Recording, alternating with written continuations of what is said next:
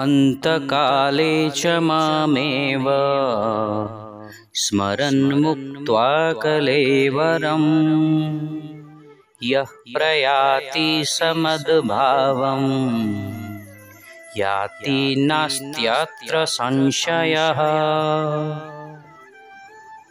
बंधुगण এই শ্লোক সংখ্যা 5 রু শ্লোক সংখ্যা 8 পর্যন্ত প্রভু শ্রীকৃষ্ণ বিশ্লেষণ করুଛନ୍ତି যে মৃত্যু সমୟରେ ଜଣେ ପ୍ରଭୁ ଶ୍ରୀକୃଷ୍ଣଙ୍କୁ ସ୍ମରଣ କରିବ କିପରି।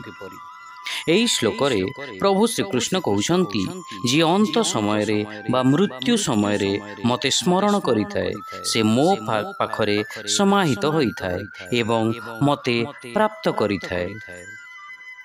ବନ୍ଧୁଗଣ ଏହାର ଅର୍ଥ ହେଲା ମୃତ୍ୟୁ ସମୟରେ ଯଦି ଜଣେ ଭଗବାନଙ୍କର ଦିବ୍ୟ ନାମ ରୂପ ଗୁଣ ଲୀଳା ଓ ଧାମର ଚିନ୍ତନରେ ନିମଗ୍ନ ରହିପାରିଥାଏ ତେବେ ସେ ତାର ଭଗବତ ପ୍ରାପ୍ତିର ଲକ୍ଷ୍ୟକୁ ପ୍ରାପ୍ତ କରିଥାଏ।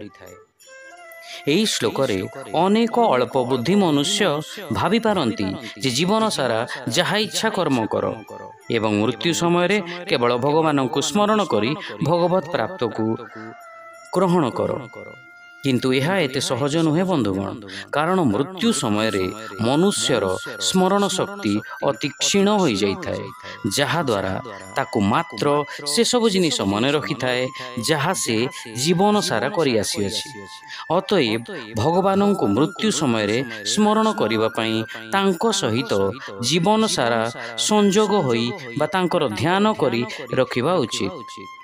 ଶିକ୍ଷା ଯେଉଁମାନେ ମୃତ୍ୟୁ ସମୟରେ ମୋତେ ସ୍ମରଣ କରି ଶରୀର ତ୍ୟାଗ କରନ୍ତି ସେମାନେ ମୋତେ ପ୍ରାପ୍ତ କରନ୍ତି, ଏଥିରେ କୌଣସି ସନ୍ଦେହ ନାହିଁ।